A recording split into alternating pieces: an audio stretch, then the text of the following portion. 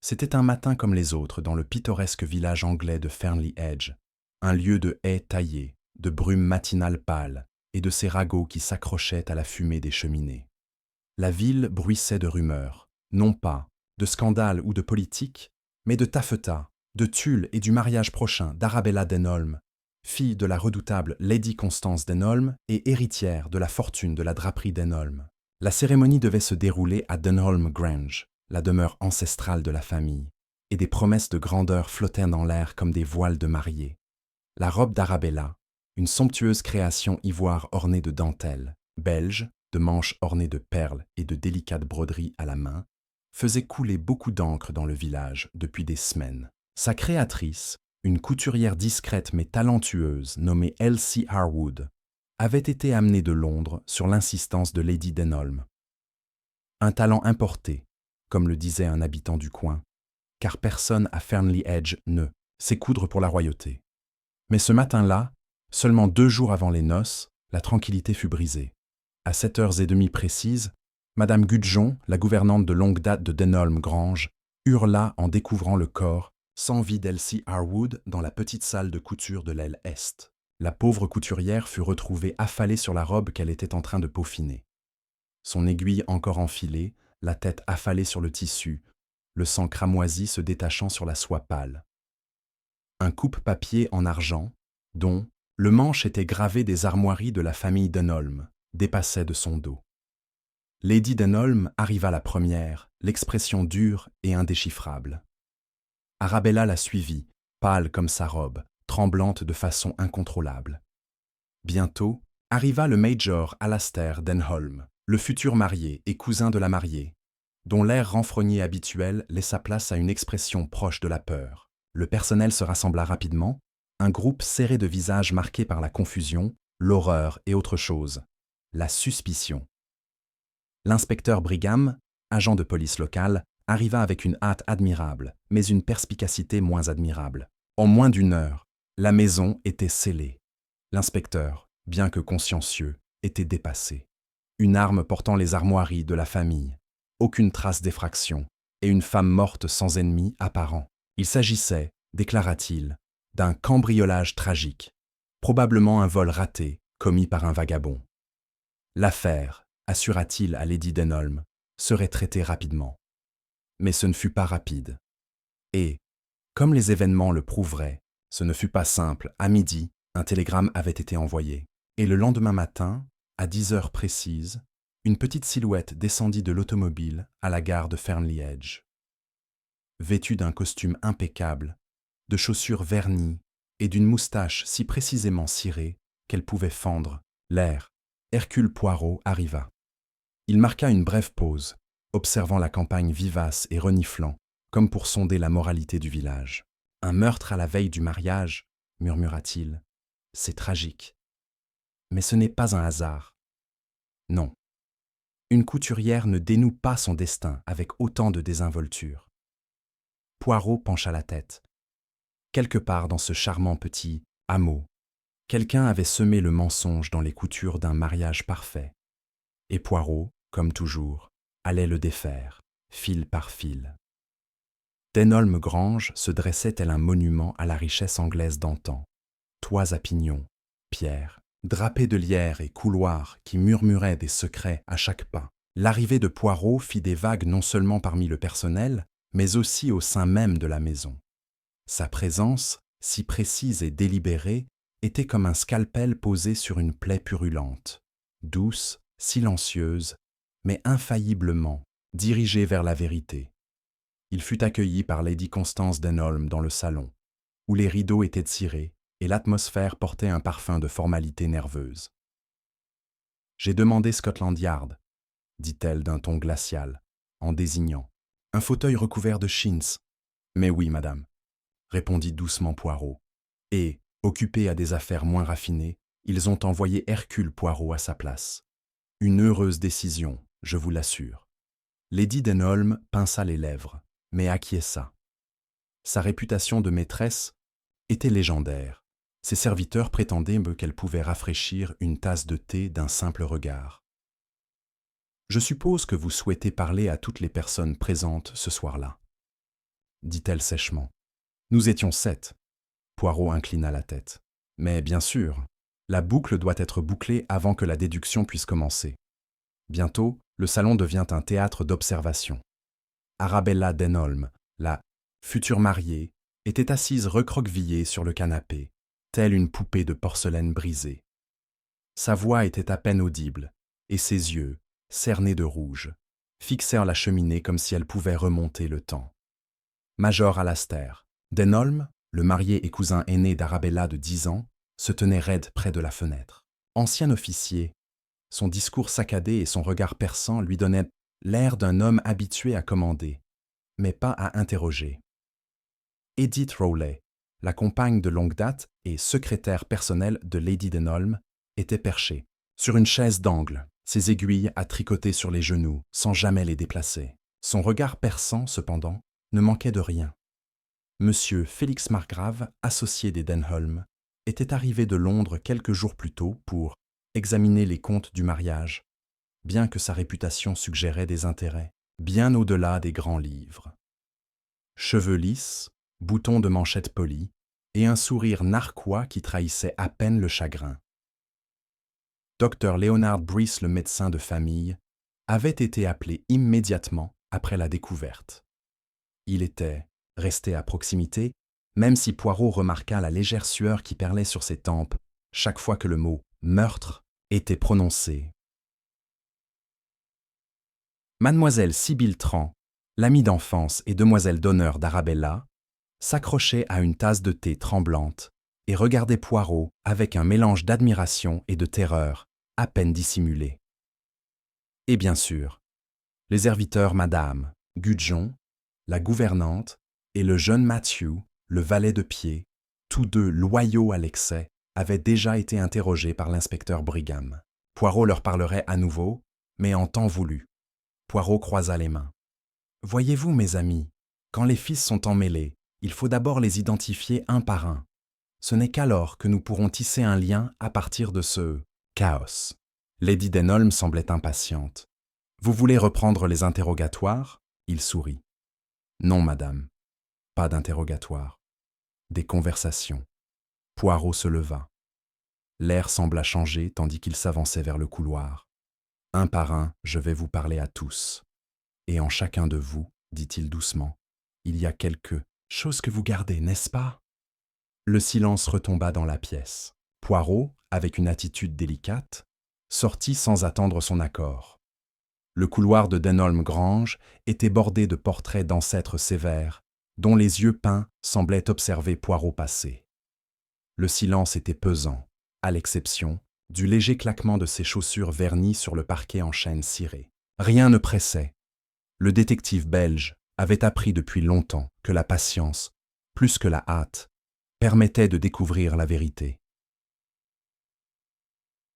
Il s'arrêta devant la porte de l'aile est, où l'atelier de couture était scellé, et jeta un dernier coup d'œil à la tache cramoisie qui maculait le tissu ivoire de la robe de mariée inachevée. C'était comme si la mort elle-même avait brodé un dernier point macabre sur la robe. « Mais non, » murmura Poirot. « Ce n'est pas un simple accident. » La lumière du jour déclinait à l'extérieur, projetant de longues ombres dans les recoins de la majestueuse demeure. Un par un, Poirot convoqua les membres de la maisonnée dans son bureau temporaire. La bibliothèque de Lady Denholm, garnie de livres dont les dos de cuir évoquaient des époques révolues. La première à arriver fut Arabella Denholm. Elle entra discrètement, les mains tremblantes sous la fine dentelle de sa manche. Le visage pâle, mais encore éclatant de jeunesse et de tristesse. Elle s'assit en face de Poirot, qui la regarda avec douceur. « Mademoiselle, » commença-t-il doucement, « racontez-moi vos derniers instants avec mademoiselle Harwood. » Les doigts d'Arabella se crispèrent sur ses genoux. Elle travaillait sur ma robe, tard dans la nuit. Je l'ai vue vers 22 heures dans la salle de couture. Elle semblait fatiguée, mais joyeuse. Elle disait qu'elle voulait que tout soit parfait pour le mariage. Et après ça, Arabella déglutit. Je suis allé dans ma chambre. Je n'ai rien entendu jusqu'au cri de ce matin. Poirot hocha la tête.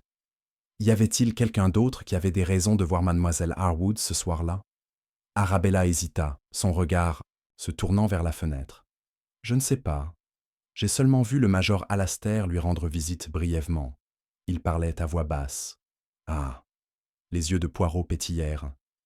Une conversation secrète? Arabella secoua la tête. Je ne crois pas. Je n'ai entendu que le murmure de leur voix. Le visiteur suivant de Poirot fut le major Alastair Denholm, dont l'allure militaire ne dissimulait guère son malaise. Il entra d'un pas vif, les mains derrière le dos, le regard perçant. « Major, dit Poirot, vous a-t-on vu parler à Mademoiselle Harwood la nuit de sa mort? Oui, on a discuté de la robe, répondit sèchement Alastair. Elle avait besoin de ces mesures. Je l'aidais, car je dois porter le tartan familial. Vous vous êtes disputé? Le regard du major se durcit. Non, monsieur Poirot, il n'y avait aucune raison de discuter. Pourtant, vous admettez que votre visite était inopinée. Parce que le tailleur était en retard. Je m'en suis chargé. Poirot prit note. Vous semblez inquiet. Alastair détourna le regard. Bien sûr, c'est une entreprise épouvantable. Puis vint Edith Rowley, la secrétaire et confidente de Lady Denholm. Elle entra avec une grâce mesurée, son tricot posé, révélant une main délicate qui trahissait sa nervosité sous son air calme. « Monsieur Poirot, dit-elle, Mademoiselle Harwood était une personne adorable. Mais il y avait des tensions sous-jacentes. Veuillez préciser. » Edith se mordit la lèvre. Miss Harwood était ambitieuse, certes, mais il y avait des frictions. Lady Denholm était exigeante. La robe était sa vision, et l'échec d'Elsie n'était pas toléré. Lady Denholm, l'a-t-elle menacée? Non, répondit rapidement Edith. Mais la pression était immense. J'ai peur qu'elle ait brisé quelque chose de fragile. Poirot se pencha en avant. Un mobile né de la peur ou de la colère, peut-être? Les yeux d'Edith se remplirent de larmes. Je ne dirai jamais que Lady Denholm voulait du mal, mais... Très bien, dit Poirot d'une voix douce. Merci, madame. Félix Margrave fut le suivant, entrant avec l'arrogance d'un homme habitué aux privilèges. Il sourit faiblement en s'asseyant. Alors, monsieur Poirot, que désirez-vous savoir? Tout, monsieur. Votre lien avec la famille. Margrave haussa les épaules. Je suis homme d'affaires. Je gère les contrats et les comptes de Lady Denholm, rien de plus. Pourtant, vous étiez présent à la maison lors du meurtre? Des réunions d'affaires, oui. J'ai vu la couturière à l'œuvre. Un événement malheureux, sans doute. Étiez-vous proche de mademoiselle Harwood? Le sourire narquois de Margrave s'accentua. Assez proche pour savoir qu'elle était inquiète pour son avenir ici. Les Denholm sont... exigeants. Poirot nota les mots, les conservant comme des bijoux précieux.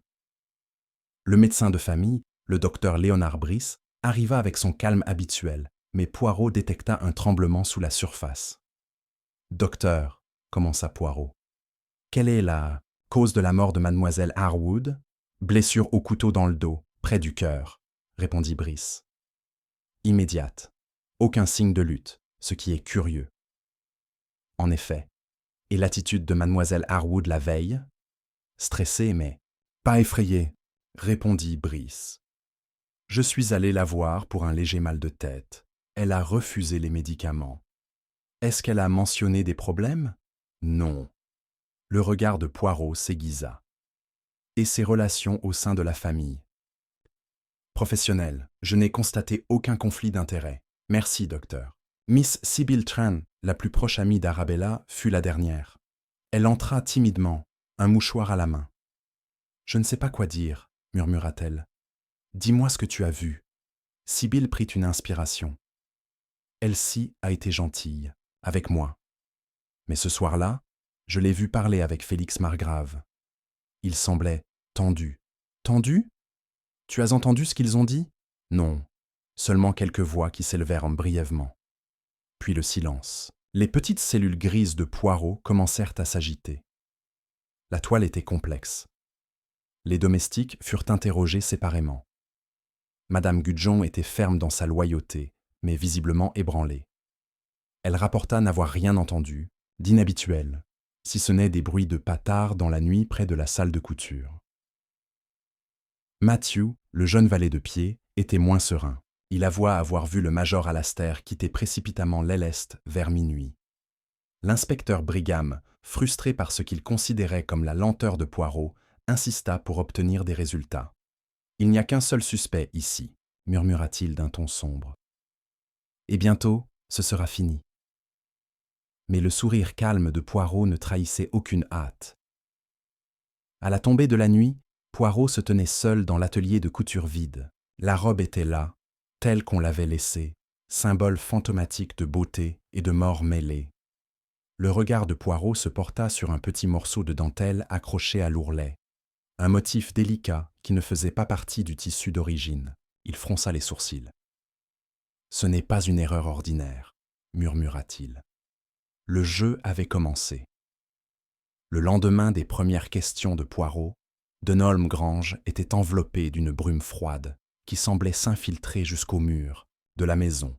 Dehors, le village murmurait la terrible nouvelle, et à l'intérieur, une terreur suffocante envahissait chaque couloir et chaque salon. L'inspecteur Brigham commençait à s'impatienter. « Poirot, » dit brusquement l'inspecteur au petit déjeuner, « cette affaire ne peut pas s'éterniser. Nous avons un suspect de premier ordre. » Poirot haussa un sourcil fin. « Ah oui? Qui est-ce donc ?» Brigham fouilla dans un dossier rempli de papiers, avec un sourire triomphant. « Le major Alastair Denholm.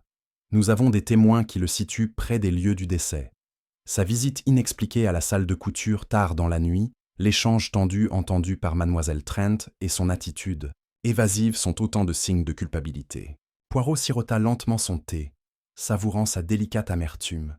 « Mon ami, le soupçon est un fil facile à tisser, mais la trame de la vérité est plus complexe. » Les yeux de Brigham se plissèrent.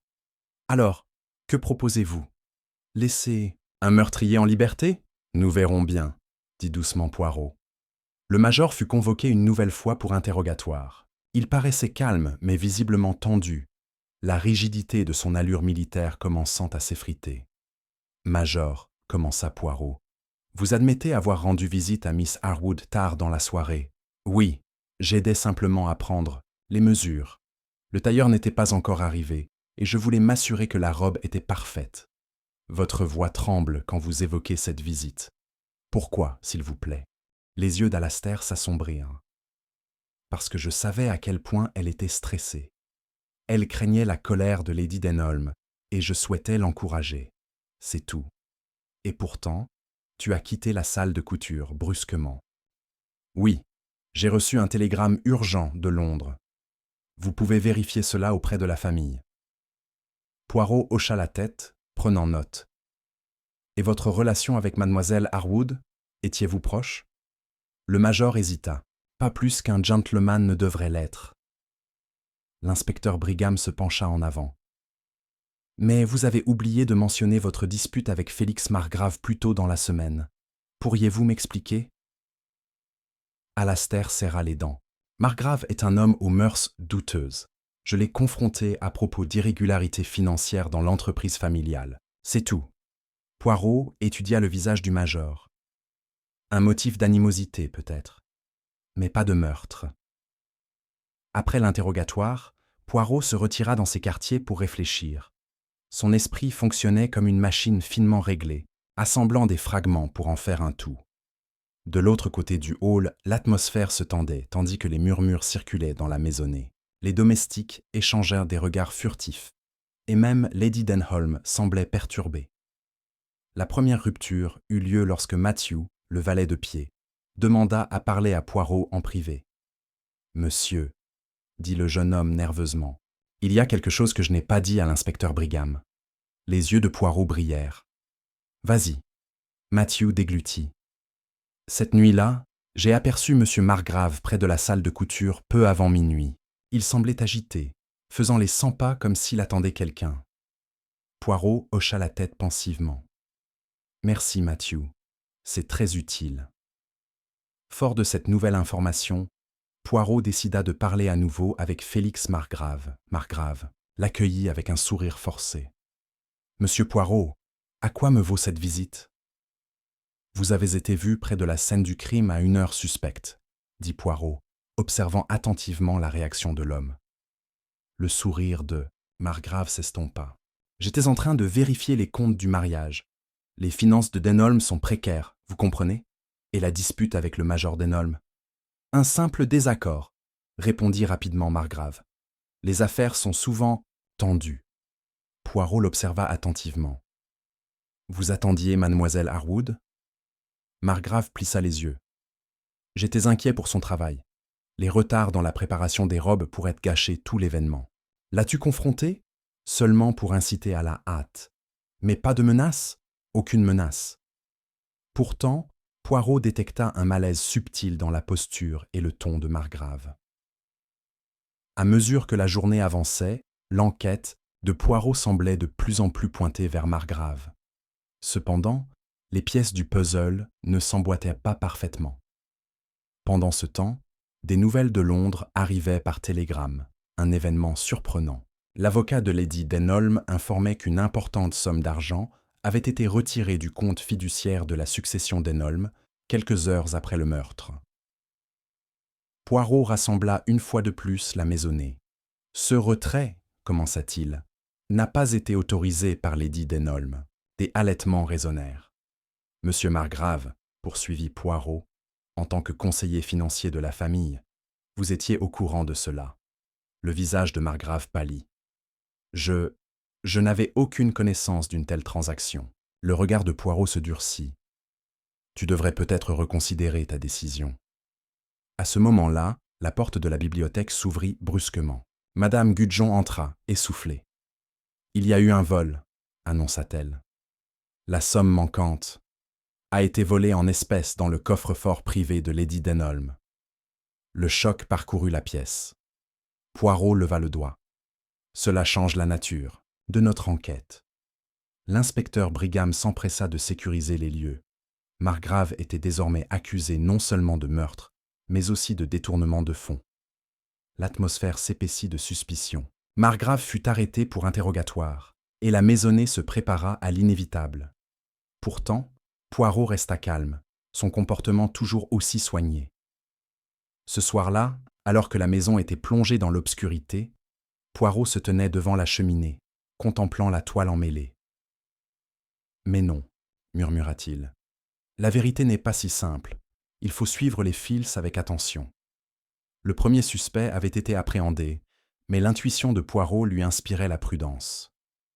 Quelque chose, dans le comportement de Margrave, quelque chose d'insaisissable, lui disait que ce n'était qu'une fausse piste, une diversion.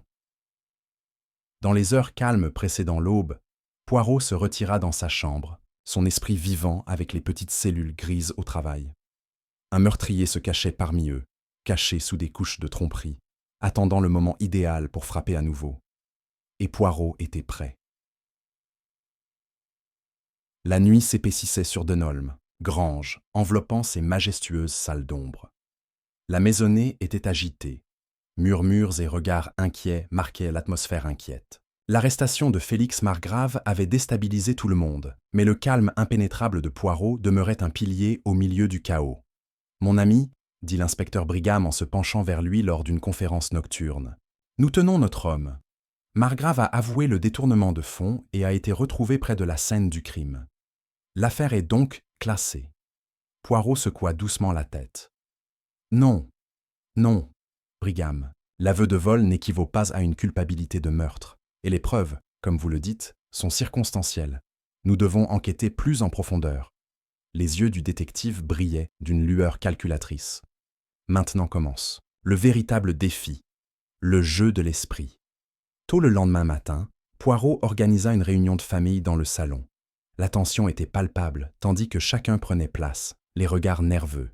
« Mes chers amis, » commença Poirot, de sa voix douce mais autoritaire, « aujourd'hui, nous nous attaquons non pas par la force, mais par la finesse. Le meurtrier, voyez-vous, est un maître de la tromperie.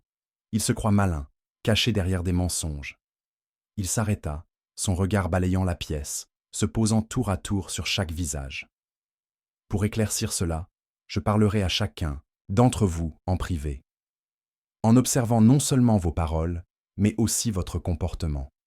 Le moindre tremblement, la moindre hésitation ou le moindre regard qui trahit la conscience. La première à être interrogée fut Lady Denholm elle-même. Elle se tenait droite, majestueuse mais tendue, son regard reflétant un mélange de chagrin et de détermination.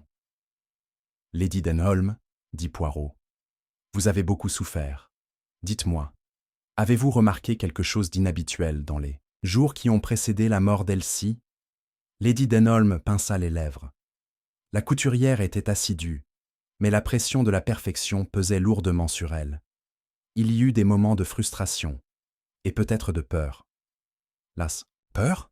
De qui ? Lady Denholm hésita. Je l'ignore. La maison est un réseau complexe d'émotions.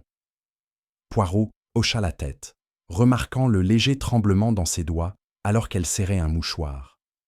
Ensuite, c'était Arabella Denholm, dont la jeunesse et la fragilité semblaient en contradiction avec l'acier silencieux que Poirot sentait en dessous.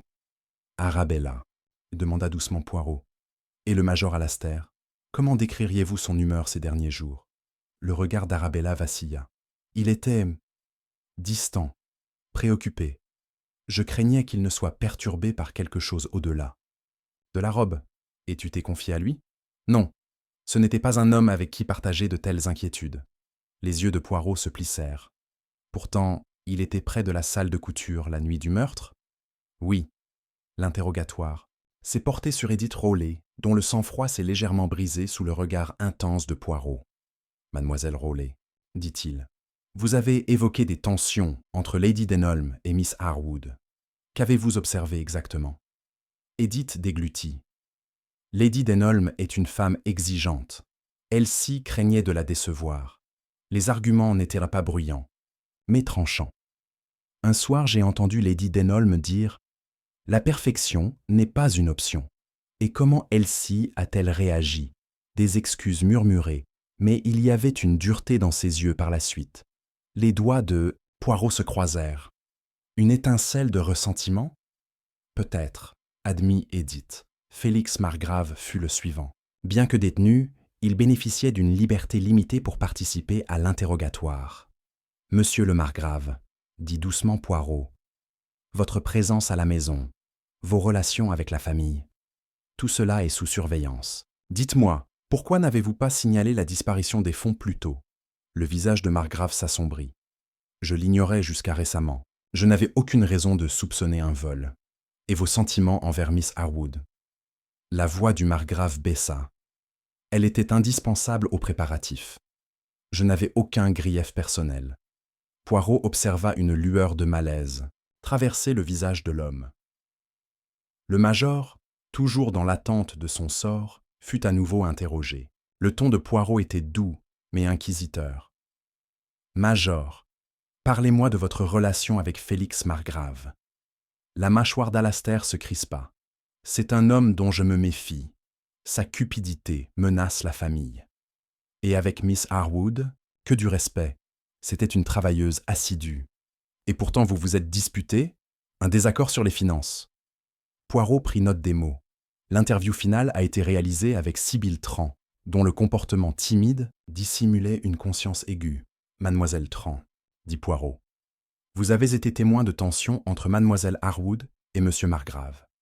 Avez-vous vu autre chose ?» Sibylle hésita. « Il y avait quelque chose, un message qu'Elsie m'a donné avant de mourir. Un morceau de tissu avec un motif de dentelle inhabituel. » L'intérêt de Poirot fut piqué. Qu'est-ce que cela signifiait ? Je ne sais pas. Mais elle semblait effrayée. C'était le moment que Poirot attendait, le tournant psychologique. Il a convoqué, une fois de plus tous les suspects. « Mes amis, dit-il, le jeu de la tromperie se joue sur de nombreux tableaux. Certains mentent par omission, d'autres par action. Mais tous doivent affronter la vérité. » Poirot dirigea son attention vers Margrave. « Monsieur, vous pensez que vos aveux de vol vous mettront à l'abri d'une enquête plus approfondie. Mais dites-moi, où étiez-vous lorsque la robe a été retrouvée tachée de sang ?» Les yeux de Margrave vacillèrent. « J'étais dans ma chambre, seul. Et qui peut le confirmer ? » Aucun. Poirot sourit faiblement. Un alibi de convenance. Se tournant vers les autres, Poirot poursuivit. Chacun de vous nourrissait des secrets, des craintes et des griefs. Mais le meurtrier a su tisser un réseau de mensonges, exploiter la confiance et dissimuler ses intentions. Il s'arrêta, laissant le silence s'approfondir. Pourtant, un détail reste inexpliqué. La dentelle. Le morceau retrouvé sur la robe ne fait pas partie du tissu d'origine.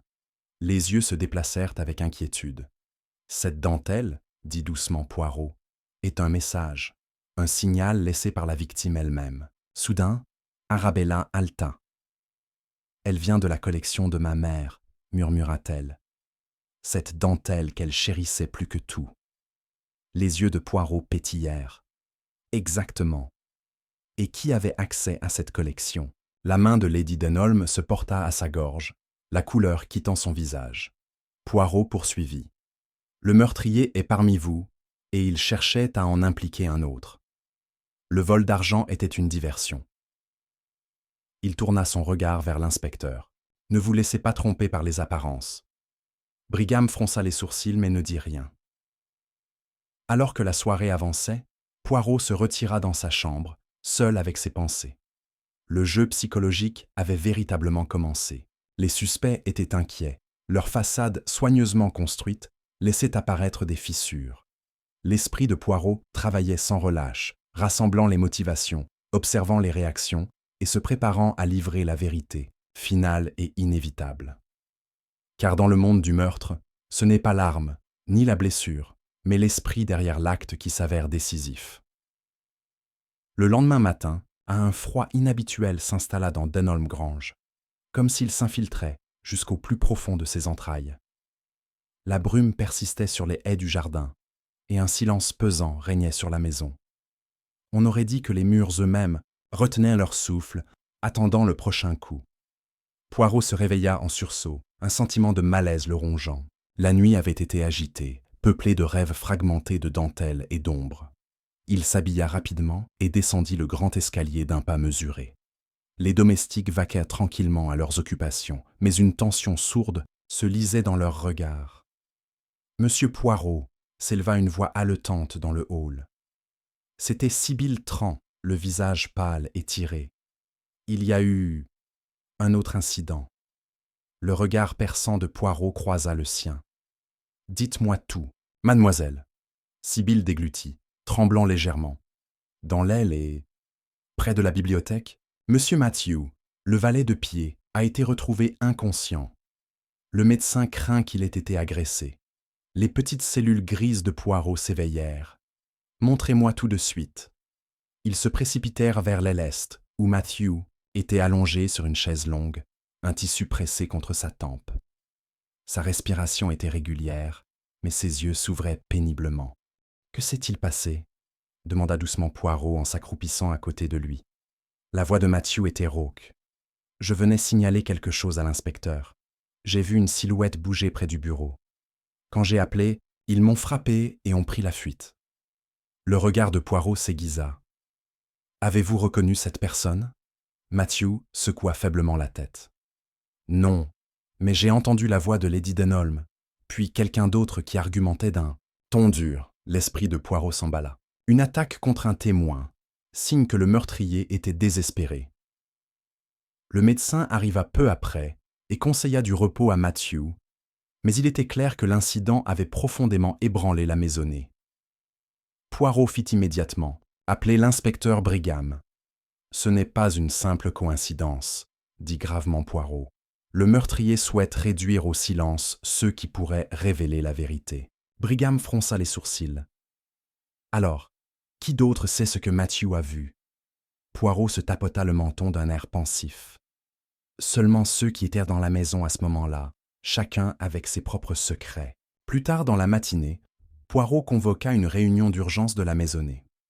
Chaque membre arriva, le visage empreint d'inquiétude et de peur. « Mes amis, » commença Poirot, « l'agression contre Matthew est un terrible avertissement.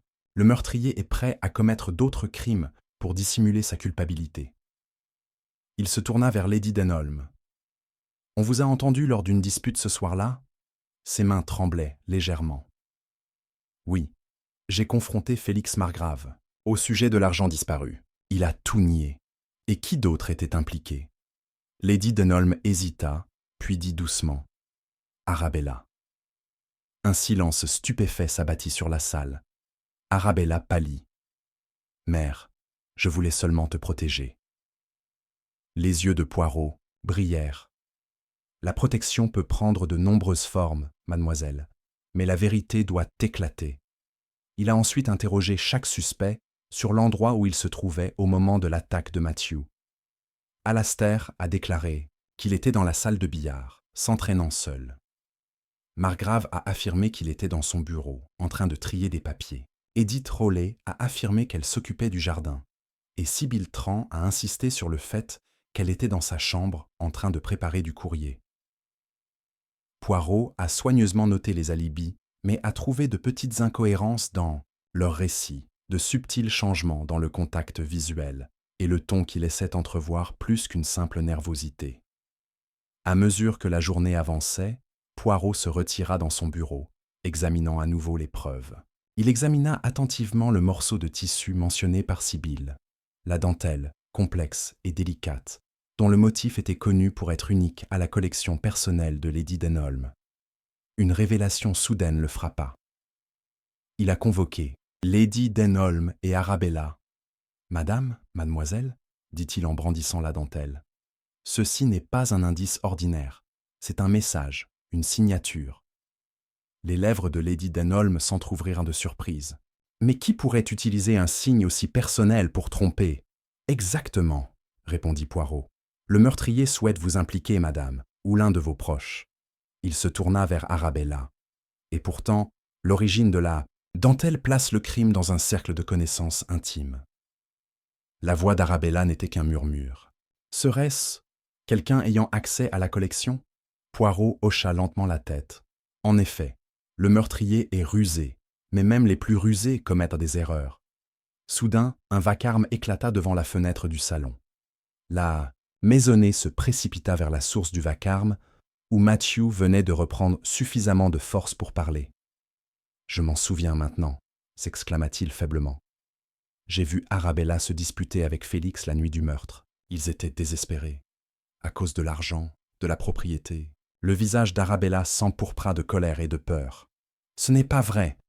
Je voulais juste protéger ma mère. » Poirot leva la main. « Du calme, tout le monde. La vérité n'a pas encore été découverte. » Ce soir-là, alors que les ombres s'allongeaient, Poirot rassembla à nouveau tous les suspects. « Écoutez attentivement, » dit-il d'une voix calme mais insistante. « L'attaque contre Matthew et les faux indices révèlent un réseau de tromperies inextricables. Il marchait lentement, les yeux scrutant chaque visage. L'argent retiré illégalement n'était qu'une diversion. Le meurtrier cherchait à détourner les soupçons. Poirot marqua une pause dramatique. Mais quel est le mobile? Le cœur du problème? Il se tourna vers Lady Denholm. Vous craignez le scandale des fonds disparus, n'est-ce pas? Elle hocha la tête en se mordant la lèvre. Pour protéger le nom de la famille, de nombreux mensonges ont été proférés.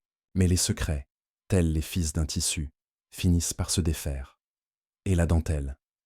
Il a été planté pour encadrer les Denholm, mais il en dit trop.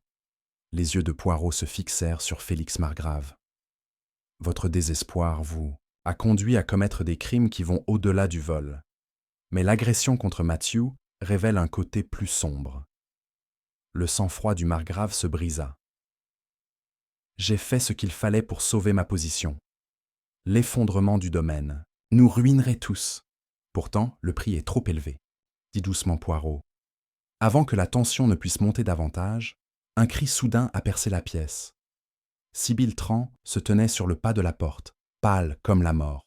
« Le journal de mademoiselle Harwood », s'exclama-t-elle. « Il a disparu de Maidstone, la salle de couture. » La salle explosa de murmures choqués. L'expression de Poirot se durcit. Le journal pourrait bien détenir la clé. Il a ordonné une recherche immédiate. En quelques minutes, Edith Rowley a découvert le journal caché sous une planche de plancher détachée dans la salle de couture. Poirot prit le livre fragile dans ses mains, feuilletant soigneusement les pages. « Ah !» y murmura-t-il. « Voici une confession, ou une vérité à moitié dite. » Il a lu à haute voix un passage. « Ils ignorent l'ampleur de la trahison. Je crains pour ma vie, à cause de ce que j'ai découvert sur l'argent et les mensonges, qui nous entourent tous. Les yeux de Poirot parcoururent les lignes suivantes, révélant un nom qui choqua toute la maisonnée. « Félix Margrave », dit doucement Poirot. « Ce journal révèle des informations qui vous menaçaient. Le meurtre visait à faire taire une couturière qui en voyait trop. Le visage de Félix s'est vidé de toute couleur. La maisonnée haleta, la tension craquant comme le tonnerre. Poirot plia doucement le journal. « Le jeu s'intensifie », a-t-il déclaré. « Nous sommes désormais plus proches de la vérité, mais les derniers éléments restent encore cachés. » Il regarda chaque suspect avec une détermination renouvelée. « Cette maison recèle de nombreux secrets, mais tous seront découverts, car la justice doit prévaloir. » La nuit s'est terminée sur Denholm Grange, avec le poids des révélations et la promesse d'une conclusion, même si personne ne savait encore à quel point la vérité finale serait sombre. L'atmosphère à Denholm Grange avait changé depuis la révélation de Poirot sur les faux aveux. La maisonnée, autrefois un cercle fermé de confiance hésitante, oscillait désormais entre suspicion et peur. Tout le monde savait que le meurtrier marchait parmi eux, mais personne n'osait le dire à voix haute. La matinée était fraîche, lorsque la nouvelle arriva, annoncée par la voix troublée de Madame Gudjon, la gouvernante. Poirot et l'inspecteur Brigham se trouvaient à la bibliothèque lorsque la convocation arriva. « Monsieur Poirot, monsieur, venez vite !» implora-t-elle en se tordant les mains. « C'est mademoiselle Sibylle. Elle, on l'a trouvée dans la serre. » Poirot échangea un regard avec Brigham et se leva aussitôt. « Montrez-nous la voie, Madame Gudjon. » La marche vers la serre fut rapide, les allées gelées du jardin craquant sous leurs pas. Sibylle Train avait été une présence discrète dans la maisonnée, la plus proche amie et confidente d'Arabella, l'âme douce qui semblait apaiser les tensions. Son implication suggérait désormais des complexités plus profondes. La porte de Chitsimawsing, la serre était entr'ouverte, le givre dessinant des motifs complexes sur la vitre. À l'intérieur, Sibylle était affalée parmi les plantes exotiques, une tache cramoisie ternissant son délicat chemisier. Le docteur Brice était déjà là, l'air grave. « Elle est vivante, mais à peine, » dit-il. Quelqu'un a essayé de l'empoisonner. Poirot s'agenouilla près de Sibylle, remarquant sa respiration saccadée et ses yeux vitreux. « Qui l'a trouvée ?» La voix de Madame Gudjon tremblait. « Le jardinier, monsieur. Il l'a amenée ici tôt ce matin, inconsciente. Quelqu'un d'autre est-il entré dans la serre récemment ?» Le jardinier, un homme robuste nommé Thomas, hocha la tête. « J'ai vu Félix Margrave par ici, tard hier soir. » Brigham fronça les sourcils. « Encore Margrave. » Poirot se leva lentement, les yeux plissés. « Nous devons sécuriser la maison. Personne ne sortira avant de savoir qui veut du mal à Sibylle Train, et pourquoi. » Dans le salon, la maisonnée se rassembla une fois de plus. Arabella, pâle, serrant un châle contre elle, tandis que Lady Denholm arpentait la pièce nerveusement. Le major Alastair paraissait sombre, Edith Rowley, pâle mais sereine. Félix Margrave était assis, les jambes croisées, son arrogance habituelle remplacée par une fine couche d'inquiétude. Poirot s'adressa à tous avec une précision calme. « Mademoiselle Train est victime d'un attentat. Cela change tout. » La voix de Lady Denholm était sèche. « Souhaitez-vous dire que ceci est lié au meurtre d'Elsie Harwood ?»« Certainement, » répondit Poirot. « La même main est à l'œuvre. »« Mais qui voudrait faire du mal à Sibylle ?» murmura Arabella. Elle était toujours gentille avec tout le monde. Poirot secoua la tête. « La gentillesse n'empêche pas les secrets, mademoiselle. Il y a toujours plus sous la surface. » Il se tourna vers Félix Margrave. « On vous a vu près de la serre hier soir, monsieur. » Margrave haussa un sourcil. « Je me promenais, je n'avais aucune raison de faire. Du mal à Sibylle. Pourtant, votre présence ici à cette heure est suspecte, » dit Poirot. « Et vous avez été aperçu en pleine conversation tendue avec mademoiselle Harwood avant sa mort. » Margrave eut un léger sourire. « Les conversations tendues sont monnaie courante dans le monde des affaires. Je vous assure que je ne suis pas un meurtrier. » Le major Alastair intervint. « Il faut bien réfléchir aux motivations.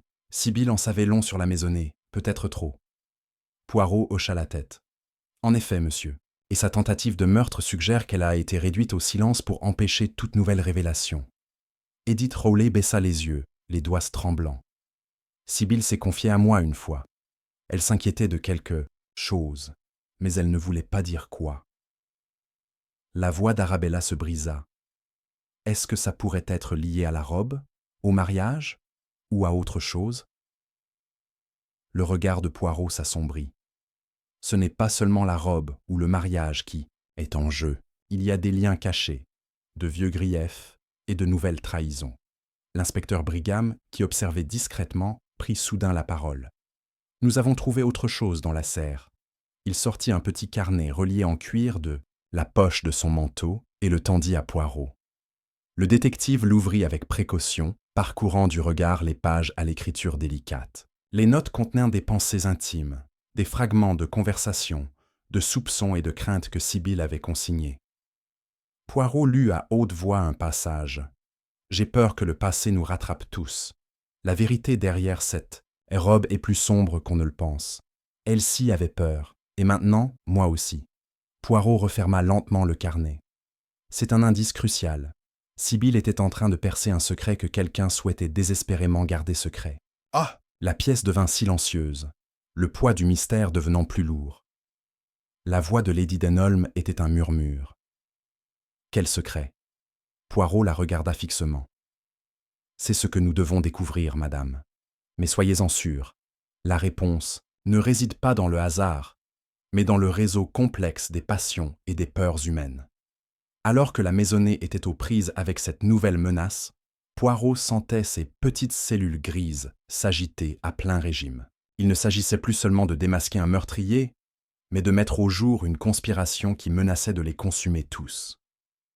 L'après-midi touchait à sa fin, et Poirot retourna à l'atelier de couture. La robe, le sang, la dentelle, égarés, tous ces éléments constituaient désormais un puzzle mêlé au secret presque fatal de Sibylle. Quelqu'un avait agi rapidement pour faire taire ceux qui voulaient en parler.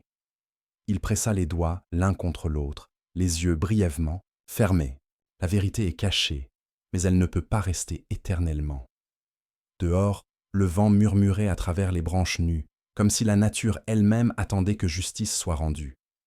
Le soir tirait son lourd rideau sur le ciel de Denholm Grange, un manteau sombre qui s'accordait à la gravité qui s'installait dans la majestueuse demeure. Après la tentative d'assassinat de Sibylle Tran, la maisonnée était plongée dans un silence gêné, chaque ombre semblant receler un secret, chaque regard chargé de suspicion.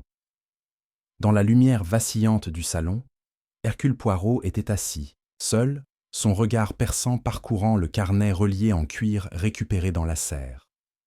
L'écriture délicate de Sibylle Tran avait offert un aperçu, rien qu'un aperçu, de la peur qui l'avait saisie dans ces derniers jours. Mais ce sont les détails subtils, les allusions à peine perceptibles qui se tissaient dans ces mots, qui intriguaient le plus le grand détective. Il laissa son regard dériver vers l'atelier de couture, où la robe tachée de sang était toujours accrochée à son mannequin, témoignage silencieux de la tragédie. La robe, il le savait, était plus qu'un simple tissu. C'était un code, un message attendant d'être déchiffré. Alors que la maisonnée s'installait dans un sommeil précaire, les petites cellules grises de Poirot travaillaient sans relâche. La partie était loin d'être terminée. Le matin, Poirot se tenait de nouveau sur le seuil de l'atelier de couture. Le délicat parfum de lavande se mêlait vaguement à l'odeur plus âcre du tissu humide et du vieux bois. Il examina la robe méticuleusement, passant un doigt ganté sur les coutures, la dentelle, les plus infimes traces d'usure. Puis son regard aperçut quelque chose d'inhabituel. Un minuscule trou d'épingle, presque invisible, caché sous l'ourlet, brodé. Il s'accroupit, inspecta le sol en dessous et remarqua une légère tache, comme une empreinte digitale dans la poussière. « Ah, curieux », murmura-t-il. Il appela Lady Denholm, qui entra dans la pièce avec une grâce prudente. « Madame, » commença Poirot, « puis-je vous demander si quelqu'un a eu accès à la salle de couture en dehors de Miss Harwood et Sibylle? » Tran? Lady Denholm pinça les lèvres. « Seulement la couturière, et de temps en temps Arabella ou mademoiselle Rowley, lorsqu'elles lui demandèrent conseil. » Poirot hocha lentement la tête. « Je vois. Et la robe elle-même, c'était pour le mariage? » « Oui, » répondit Lady Denholm. « Pour le mariage d'Arabella et du major Alastair. Le regard du détective s'aiguisa.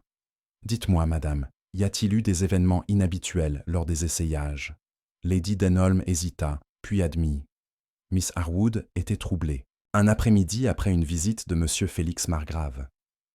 Les moustaches de Poirot frémirent. « Une visite, dites-vous? S'est-elle confiée à quelqu'un ?»« Pas ouvertement, » répondit Lady Denholm, mais Sibylle l'a mentionné en passant. L'esprit de Poirot examinait toutes les implications. La présence de Margrave près de la serre et sa promenade nocturne, ses échanges tendus avec Elsie, ses motivations cachées. Tout cela commençait à former un schéma. Ce soir-là, Poirot réunit à nouveau la maisonnée dans la grande salle. Les lourds rideaux de velours étaient tirés pour masquer le crépuscule, et la lueur vacillante du feu projetait de longues ombres sur les visages. « Rassemblés, mes amis, » commença Poirot. « Nous avons vu que cette affaire est enchevêtrée dans un réseau de secrets, de peurs et de demi-vérités, mais parfois, le plus petit détail, un détail négligé, peut dévoiler tout le mystère. » Il brandit la robe tachée de sang. Ce vêtement était censé apporter la joie, et pourtant il porte la tache de la mort. Pourtant, la robe elle-même cache un secret. Un trou d'épingle près de l'ourlet et une légère empreinte digitale sur le sol en dessous. La pièce s'agita.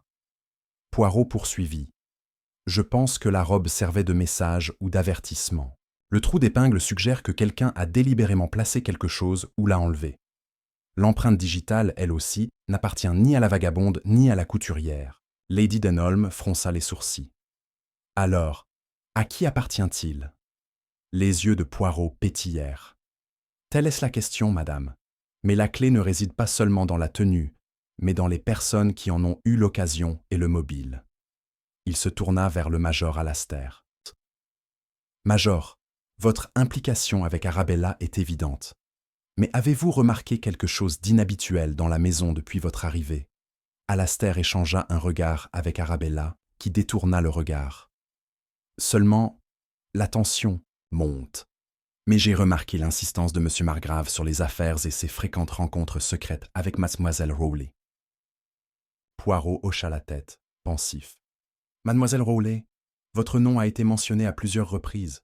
Que pouvez-vous nous dire des visites de M. Margrave ?» Les joues d'Edith Rowley s'empourprèrent. « Nous parlions souvent, mais jamais, de sujets déplacés. Il s'inquiétait des investissements et des finances du domaine familial. Pourtant, votre conversation avec Miss Harwood était tendue ?» demanda Poirot. « Oui, » admit-elle. Elsie craignait un prêt qui, selon elle, pourrait ruiner la famille s'il échouait. Poirot leva le doigt. « Ah, un mobile financier, et peut-être que la robe était le symbole d'un syndicat en ruine, d'un plan qui s'effondrait. » Il marchait lentement. Mais il y a un autre indice. Tous les regards se tournèrent vers lui. Hier soir, lorsque Sibylle a été agressée, la tentative n'était pas un simple acte de désespoir. C'était délibéré et personnel. Quelqu'un voulait la réduire au silence. Et pourtant, elle a laissé ce carnet derrière elle. Il ouvrit le carnet à une nouvelle page et lut à haute voix. La vérité est enfouie sous la surface. Le mariage est une façade. La robe cache bien plus que des points de suture. Poirot parcourut la pièce du regard, croisant tous les regards. Ceci est le message d'une femme effrayée qui connaissait les dangers, mais souhaitait nous avertir. Arabella s'avança, la voix tremblante. « Quelle vérité, monsieur Poirot? Que nous cachez-vous » Poirot sourit doucement. « Je ne me cachais pas, mademoiselle. Je découvrais. Voyez-vous, cette robe n'était pas qu'un simple vêtement. C'était le symbole de promesses non tenues, de mensonges ancrés dans la structure même de ce foyer. » Il désigna à nouveau le trou d'épingle. Ce petit trou marque l'endroit où était autrefois fixée une minuscule fiole, une fiole contenant du poison. Des halètements résonnèrent. « Mademoiselle Harwood a non seulement été poignardée, » expliqua Poirot, « mais elle a été lentement empoisonnée. L'agresseur comptait sur la blessure pour nous distraire, mais la véritable arme était bien plus insidieuse. » Lady Denholm se serra la poitrine. « Du poison ? Oui, » dit doucement Poirot. « Et la tentative contre eux. Sibylle visait à l'empêcher de révéler cela.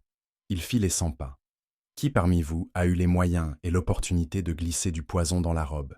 Qui a voulu tuer la couturière en silence pour que personne ne se doute de rien? Personne n'a répondu.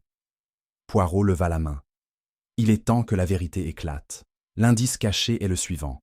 Le poison a été administré non pas avec une seringue ou une tasse, mais à travers le tissu même, censé lier deux cœurs. Il fit un geste vers Arabella. « Mademoiselle, aviez-vous connaissance d'un conflit concernant la robe ?» Arabella secoua la tête, les larmes aux yeux. « Non, j'aimais Elsie, je lui faisais confiance. » Le regard de Poirot s'adoucit. La confiance est fragile, mais les indices ne mentent pas. Il se tourna vers Edith Rowley. « Mademoiselle Rowley, vous étiez au plus près du tissu, des essayages, des préparatifs. Auriez-vous pu remarquer si quelque chose avait été modifié ?» Edith hésita.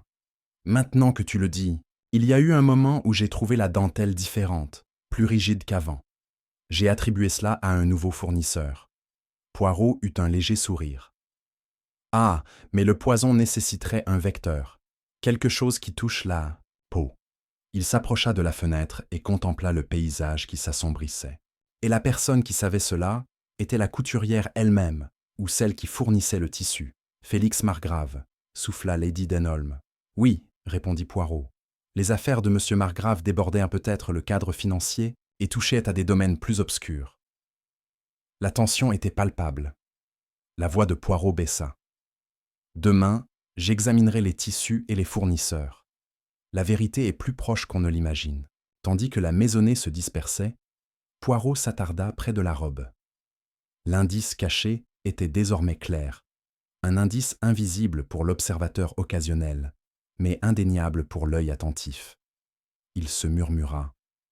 La vérité se cache à la vue de tous, enveloppée dans des couches de soie et d'ombre.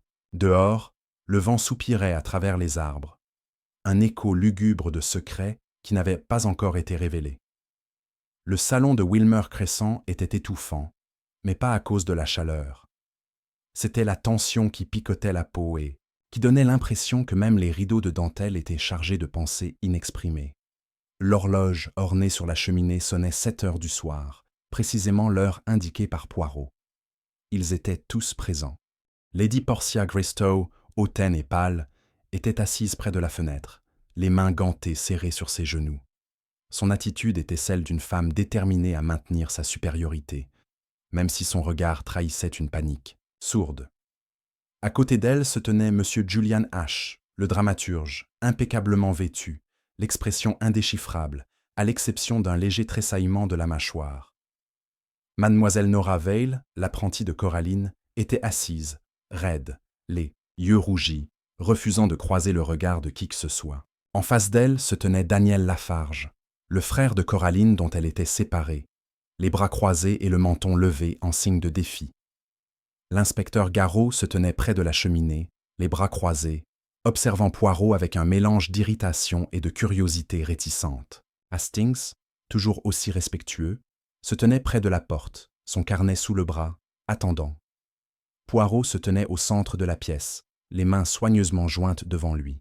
« Mesdames et messieurs, » commença-t-il d'une voix calme et posée, « merci de votre présence. Je vous ai convoqué ici non pas pour spéculer, mais pour présenter la vérité, une vérité qui a échappé à certains et terrifié d'autres. Le moment est venu de démêler le fil qui noue cette affaire. » Il y eut un léger mouvement. Lady Portia bougea mal à l'aise. Julian Ash croisa une jambe sur l'autre avec une nonchalance affectée, et les mains de Nora Vale tremblèrent, légèrement. Le regard perçant et sombre de Poirot se posa sur Lady Portia. « Commençons par le rendez-vous annulé, n'est-ce pas? Vous prétendez avoir téléphoné à mademoiselle Lafarge pour annuler votre essayage. Et pourtant, aucun appel de ce genre n'a été enregistré dans le journal des échanges. » Portia se raidit. « Sous-entends-tu que j'ai menti? Je suggère simplement que votre visite s'est déroulée comme prévu. Vous êtes venue, Lady Portia, et Coraline vous a reçu avec plaisir. Vous étiez sa cliente la plus importante, et elle ne vous refuserait jamais. Mais vous n'avez pas annulé. Vous l'avez confrontée. » Julian Ash intervint sèchement. « Et pour quelle raison ferait-elle ça? C'est absurde. » « Non, monsieur Ash. Ce qui est absurde, c'est votre persistance à clamer votre innocence alors que tout porte à croire le contraire. » Poirot se tourna vers lui. Lady Portia et vous entreteniez une liaison discrète. Discrète, mais pas inaperçue. Mademoiselle Lafarge était au courant. En fait, elle l'avait fait preuve. Une lettre, probablement tombée ou cachée dans son atelier. Un mot échangé sans ménagement. Une photo, peut-être. Quelque chose d'incriminant. La voix de Lady Portia était cassante. Vous inventez des mobiles, maintenant? Mais le mobile, madame, est primordial. Voyez-vous, Coraline n'était pas une simple couturière. C'était une confidente, une gardienne de secrets, une observatrice silencieuse des vanités de la haute société. Et elle avait l'intention, je crois, de parler. Il se tourna, dramatiquement, maintenant, vers Nora Vale. Vous, mademoiselle, étiez loyale. Vous l'aimiez. Pas de manière romantique, peut-être, mais avec une dévotion farouche. Vous saviez qu'elle avait découvert quelque chose d'important. La veille de sa mort, elle vous a dit que quelqu'un l'avait menacée. Elle vous a demandé de partir plus tôt, pour vous protéger. Les yeux de Nora s'emplirent de larmes. Elle se mordit la lèvre, mais ne dit rien. Poirot hocha doucement la tête. Courage, mademoiselle. Ce n'est pas à vous de porter ce fardeau. Il s'adressa ensuite à l'Assemblée. Le meurtre a un schéma, une psychologie. Ce n'est pas le coup violent qui définit le meurtrier, mais la décision prise quelques instants auparavant, la préméditation. Coraline a été poignardée, avec une arme de ses propres mains, une lame fine et pointue, utilisée pour défaire les poings les plus petits et les plus tenaces. C'est intime, c'est précis, et cela suggère une connaissance non seulement de la victime, mais aussi du lieu. Le tueur devait bien connaître le lieu. Daniel Lafarge ricana. Alors ça aurait pu être n'importe qui. Nora, les clients. Julian H. doit avoir rôdé dans l'arrière-boutique pendant des années. C'est vrai, dit Poirot d'un ton doux. Et pourtant, monsieur, vous êtes le seul à avoir bénéficié matériellement de la mort de Coraline. Le testament léguait tout à son apprenti, jusqu'à 2 jours avant le meurtre, où il fut modifié pour vous inclure comme héritier secondaire. Ce que Coraline a dit à son notaire avoir fait sous la pression. Je n'ai jamais vu le Nouveau Testament, grommela Daniel, et je ne savais pas qu'elle avait signé quoi que ce soit. Ah, mais c'est là toute la beauté de la tromperie. On peut mentir aux autres, mais rarement à soi-même. Je te crois. À fait, je sais. Coraline a peut-être menacé d'inverser la tendance, à moins que tu ne t'éloignes définitivement. Ça t'aurait laissé sans rien. Circonstanciel, rétorqua Daniel. En effet, c'est pourquoi le véritable mobile ne vient pas de vous, mais de quelqu'un qui a plus peur d'être exposé que de la pauvreté. Il y eut une pause. La voix de Poirot se tut, puis revint, basse et dure comme l'acier. Le véritable meurtrier, est-ce toi, dame Portia? Toutes les têtes se tournèrent. Elle se figea, puis éclata d'un rire aigu et cassant. « Tu es fou. »« Je ne le suis pas, » répondit Poirot d'un ton neutre. Coraline t'a confronté à ce qu'elle savait. Elle avait la preuve de ta liaison avec H, une liaison qui ruinerait ta réputation, tes chances de mariage et ton influence. Lors de ta visite ce soir-là, elle t'a laissé le choix, mettre fin à ta liaison ou te dénoncer. Tu as choisi le silence, un silence définitif. Lady Portia se leva de sa chaise. C'est de la calomnie. Poirot fit un pas en avant. Non, madame, c'est une déduction. Vous portiez des gants, certes, mais vous avez touché la tasse de thé qu'elle avait préparée. J'ai vu une infime trace de rouge à lèvres. Vous la lui avez tendue juste avant le cou, la distrayant. La lame était dans votre sac à main. Vous êtes rentré chez vous et avez téléphoné au central, créant l'illusion d'une annulation. Une ruse astucieuse. Elle se tourna vers l'inspecteur. Vous ne pouvez rien prouver de tout cela. Poirot fouilla dans la poche de son manteau et en sortit une lettre pliée qu'il tendit à l'inspecteur Garot. Mais Coraline a laissé quelque chose. Elle savait qu'elle pourrait être réduite au silence. Cette lettre était cachée sous le double fond de sa boîte à couture. Elle vous désigne, Lady Portia, comme son maître chanteur et vous avertit que si quelque chose lui arrivait, vous en seriez responsable. Portia fixa la lettre, ses couleurs s'évanouissant. Il y eut un silence, puis elle s'effondra, retombant sur la chaise, sa façade brisée. « Ça n'aurait pas dû se passer comme ça », murmura-t-elle. Elle n'était pas censée riposter. Poirot soupira doucement. Ils ne le sont jamais. Mais même les vies les plus silencieuses peuvent résonner bruyamment lorsqu'elles sont perturbées. L'inspecteur Garrow s'avança et hocha la tête d'un air sombre. On va l'emmener. Tandis que Portia était emmenée, Julian Ash s'affala sur sa chaise, pâle et secoué. Daniel murmura des jurons. Nora Vale pleurait en silence. Poirot se tourna vers Hastings, enlevant la poussière imaginaire de sa manche. « Voyez-vous, mon ami, c'est toujours pareil. Les gens pensent que le meurtre est un acte de violence. Mais c'est un acte de calcul, de désespoir, de vanité. Ce n'est pas la lame qui a tué Coraline Lafarge, c'est l'orgueil. » Le silence qui s'était abattu sur le salon était pesant, mais empreint d'attente.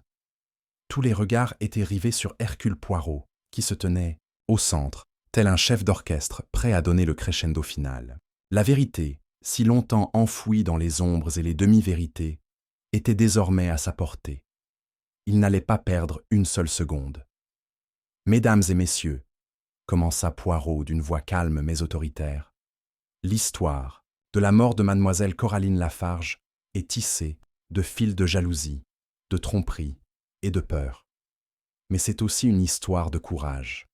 Son courage à affronter les sombres secrets de son entourage, même au péril de sa vie. » Il fit un pas, lent, vers Lady Portia Greystow, qui était assise pâle et vaincue, son attitude autrefois fière dissoute sous le poids de l'accusation. « Dame Portia, vous vous croyez habile, n'est-ce pas, d'avoir arrangé votre annulation pour paraître innocente, pour dissimuler vos motivations sous un voile de respectabilité. Mais le cœur, madame, est un piètre menteur. » Les yeux de Poirot brillaient d'une certitude tranquille. Votre liaison avec M. Julian Ash n'était pas un secret pour mademoiselle Lafarge. Mais votre crainte ne concernait pas seulement le scandale, c'était la perte potentielle de votre pouvoir, l'influence que vous exerciez dans la société qui s'effondrerait si votre nom était souillé. Passant maintenant au reste, Poirot poursuivit.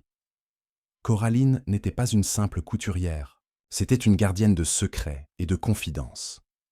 Les menaces de Lady Portia n'étaient maintes pas des paroles en l'air. Elles étaient les cordes qui tentèrent de la réduire au silence à jamais. Mais le coup de couteau n'avait pas été donné à la hâte. Il était précis, presque artistique, porté par une main experte en la matière, elle-même, en fait. Il y eut une inspiration collective. La voix de Poirot s'adoucit légèrement. L'arme était le stylet de broderie de mademoiselle Lafarge, un outil conçu pour défaire les fils sans déchirer le tissu. La même précision fut utilisée pour infliger sa blessure mortelle.